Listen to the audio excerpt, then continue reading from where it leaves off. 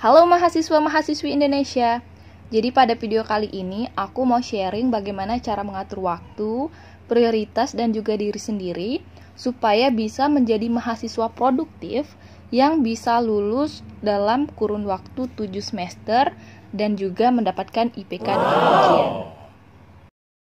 Oke, mari berpikir positif dan optimis bahwasanya hal ini tidak sulit untuk diwujudkan.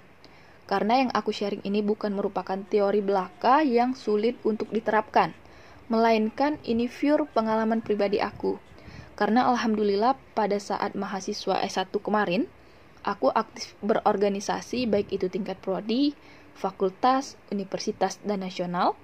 Sejak semester 3 sampai semester 7, aku aktif menjadi asisten dosen baik itu tingkat prodi ataupun universitas. Aku juga pernah ikut lomba, baik itu tingkat prodi, tingkat fakultas, universitas, bahkan nasional. Alhamdulillah aku juga menjadi seorang entrepreneur, karena itu tuntutan memenuhi kebutuhan. Aku juga kerja paruh waktu atau part-time.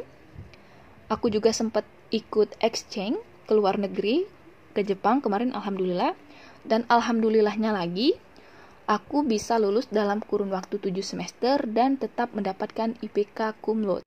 Jadi teman-teman nggak perlu ragu, mari simak terus tips dan trik. Mengatur waktu, memanajemen prioritas, dan menempatkan diri sendiri dimulai ketika kita sudah berstatus sebagai mahasiswa semester 1. Jadi di semester 1 ini yang penting untuk diprioritaskan adalah yang pertama, bagaimana membuat diri kita nyaman dengan program studi pilihan kita. Lah, emang segitu pentingnya ya kenyamanan sampai harus diprioritaskan? Ya iyalah penting. Karena kan dari semester 1 sampai semester 7, sekitar 85% kegiatan teman-teman itu berlangsung di program studi. Karena kalau misal kita udah nyaman, ya maka itu akan membuat kita terus semangat, ngampus. Kenapa nggak dibentuk kenyamanannya di fakultas ataupun di universitas?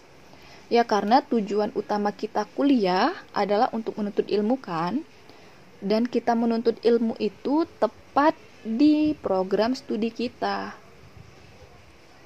Nah, poin kenyamanan yang harus didapatkan adalah kenyamanan dari teman. Minimal ada nih satu teman atau bahkan 2, 3 atau berapalah yang bisa membuat teman-teman nyaman kalau diajak cerita, baik itu cerita tentang pribadi ataupun tentang pelajaran. Intinya teman-teman bisa merasa nyaman kalau misal berteman ataupun bertukar pikiran dengan dia. Kemudian cari juga tempat di prodi itu yang bisa bikin nyaman. Entah itu di ruang baca, entah itu di ruang kewirausahaan, atau bahkan di sekret organisasinya.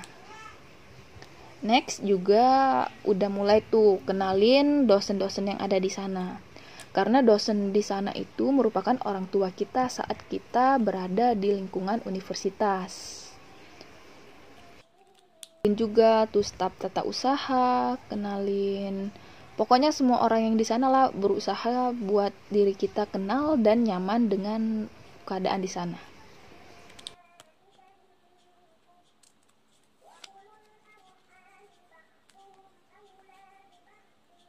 Yang kedua yang harus diprioritaskan adalah IPK. Karena kalau misal dari semester awal kita udah mendapatkan IPK yang bagus, yang baik, maka untuk next semester kita nggak akan ngos-ngosan untuk mengejar IPK kita.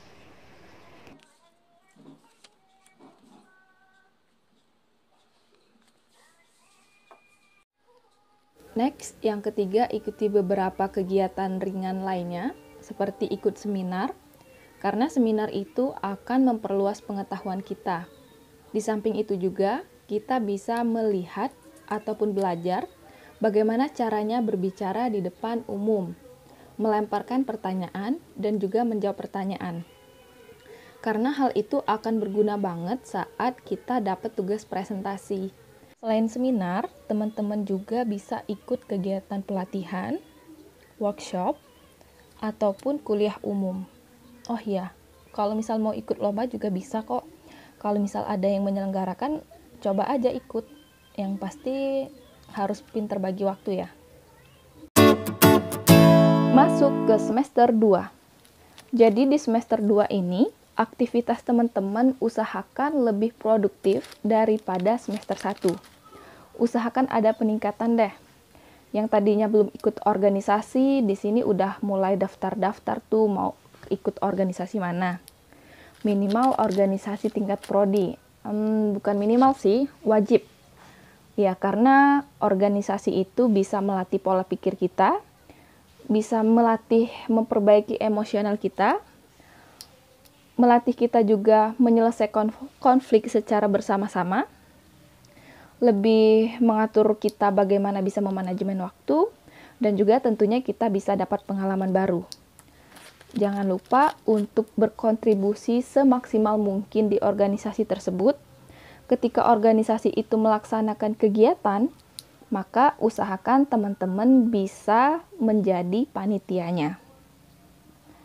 Next, teman-teman juga jangan lupa aktif di kelas. Kalau misal biasanya cuman diem, ketika ada presentasi, diberikan kesempatan bertanya, mulailah di sana bertanya.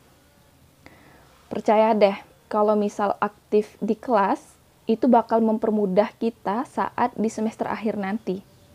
Karena kenapa? Ya di semester akhir nanti kita akan seminar, baik itu seminar proposal, seminar hasil, ataupun sidang, yang semua itu melatih alias memaksa kita untuk bisa berbicara, untuk bisa menanya dan juga menjawab. Aku saranin nih, untuk teman-teman yang ikut kegiatan selain akademik, ya maksudnya seminar, pelatihan, workshop, rapat organisasi, ataupun kegiatan lainnya, pokoknya yang di luar akademik ini, jangan sampai mengganggu mata kuliah kita. Ya maksudnya kalau misal ada jadwal kuliah, jangan sampai bolos. Karena di semester 1 dan semester 2 ini, teman-teman tetap pertahankan IPK-nya supaya masih tetap bagus. IPK-nya yang tadi dapat 3,50 mungkin dari semester 1, di semester ini harus 3,7. Pokoknya tetap mempertahankan IPK walaupun produktivitas kita tetap meningkat. Terus gimana cara ngaturnya? Ya aku yakin sih dari hari Senin sampai hari Jumat, dari jam 8 sampai jam 5 sore, pasti teman-teman nggak sepenuh itu ada jadwal mata kuliah. Pasti ada 1 atau 2 jam kosong yang belum ada jadwal mata kuliahnya. Nah, di sanalah teman-teman bisa ikut kegiatan lain itu.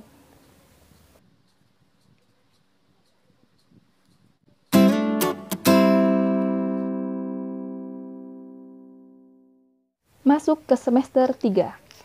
Ketika di semester ketiga ini, usahakan deh aktivitas teman-teman itu lebih menantang daripada semester 2. Yang tadinya teman-teman cuma ikut organisasi tingkat prodi, coba deh sekarang ikut organisasi tingkat fakultas. Atau enggak, gini, yang tadinya semester 2 cuma jadi anggota, di sini coba deh jadi sekretaris departemen, ataupun ketua departemen, atau bahkan ketua umum dari himpunan prodi teman-teman. Kalau misal mau coba main ke fakultas, ya udah nggak apa-apa. Mau jadi anggota di fakultas juga nggak apa-apa. Yang penting teman-teman organisasinya itu ada perkembangan. Nah, kita udah ada adik kan, kalau misal udah di semester ketiga, otomatis dosen membutuhkan asisten dosen. Praktikum membutuhkan asisten praktikum. Di sini teman-teman coba deh daftar jadi asisten dosen. Ya seenggaknya dengan menjadi asisten dosen ini, teman-teman bisa belajar memperbaiki bagaimana berbicara di depan orang banyak. Kemudian teman-teman bisa mengatur kepemimpinan teman-teman. Karena ketika teman-teman udah jadi asisten, otomatis teman-teman bakal ngarahin si adik tingkat ini buat mencapai satu tujuan tertentu. Karena itu merupakan definisi dari kepemimpinan. Next, ikutnya seminar. Kalau tadinya udah main ke universitas lain yang masih dalam satu kota. Sekarang coba deh ikut seminar, lomba, ataupun kegiatan lainnya yang udah nyebrang pulau. Yang tadinya dari Sumatera, main ke Jawa, atau ke Kalimantan, ataupun ke lainnya. Yang pastinya kegiatan ini mulai menantang. Jangan lupa juga jadi panitia di setiap kegiatan, ikut berkontribusi.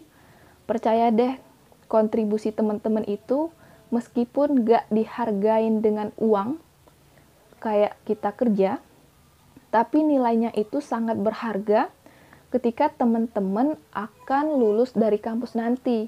Karena orang-orang yang udah berpengalaman itu bakal dicari. Oh iya, jangan lupa untuk tetap mengerjakan tugas akademik yang diberikan oleh dosen. Kemudian kalau misal mau ujian jangan lupa belajar. Kalau misal mau presentasi jangan lupa mempersiapkan diri. Karena ingat tujuan awal kita kuliah itu ingin mencari ilmu.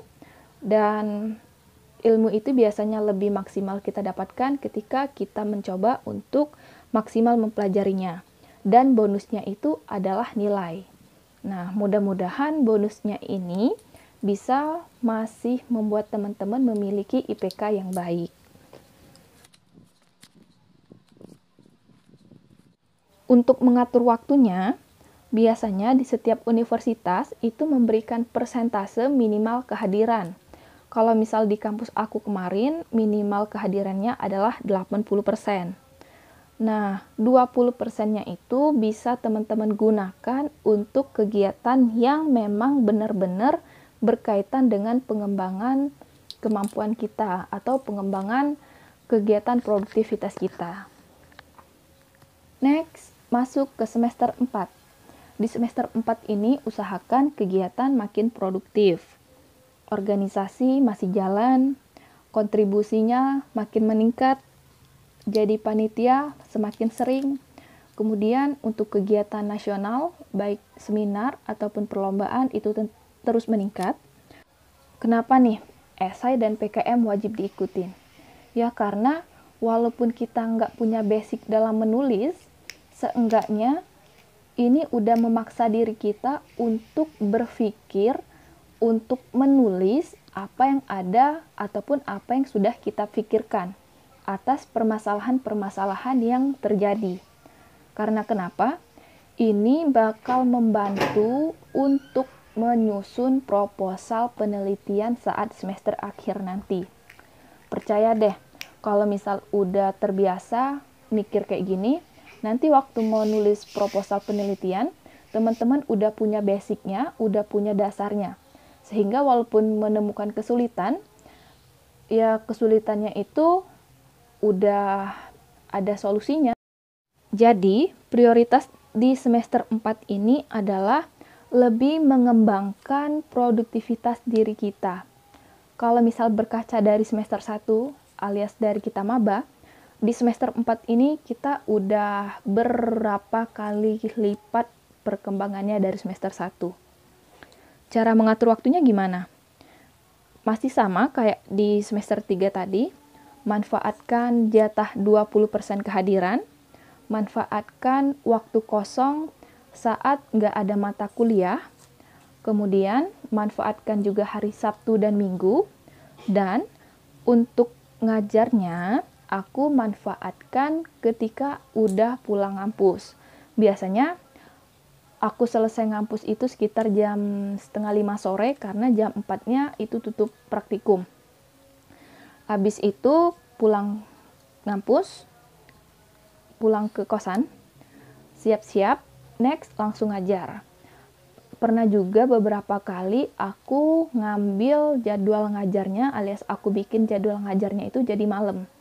Dari jam 7 sampai jam 8:30.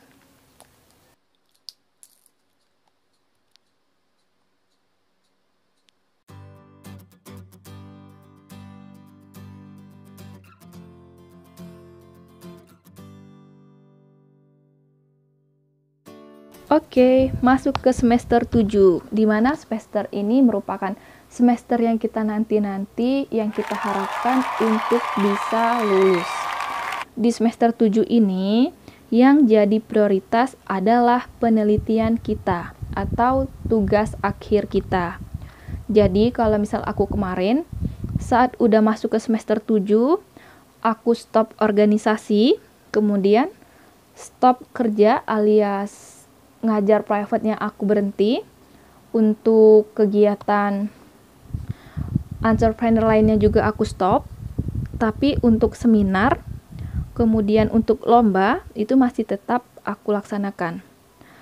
Karena sebenarnya, tugas berat dari organisasi dan kerja itu dialihkan ke penelitian. Percaya deh, penelitian ini bakal memakan banyak waktu dan tenaga, serta pikiran juga. Jadi, luangin waktu teman-teman untuk bisa fokus menyelesaikan tugas akhir yang bermulai dari penyusunan proposal penelitian, pelaksanaan penelitiannya, pembuat laporan hasil penelitian, kemudian seminar akhir, sampai ke sidang. Korbankan waktu, tenaga, dan pikiran teman-teman untuk menyelesaikan tugas akhir ini. Ketika ketemu masalah, jangan menghindar. Ketika menemukan kesulitan, jangan menyerah. Karena kenapa? Jarak antara kita dan kelulusan itu hanya sebatas rasa malas. Ketika kita udah menyingkirkan dan mengalahkan rasa malas, di sanalah kita bisa semakin dekat dengan tujuan. Di mana tujuan ini adalah untuk bisa lulus. Oke, sekian sharing dari aku. Jangan lupa like dan share ke beberapa teman lainnya. Serta kalau misal ada beberapa pertanyaan dan saran, silahkan tinggalkan di kolom komentar. Dan aku juga minta dukungannya supaya channel ini terus berkembang dengan cara subscribe. Terima kasih.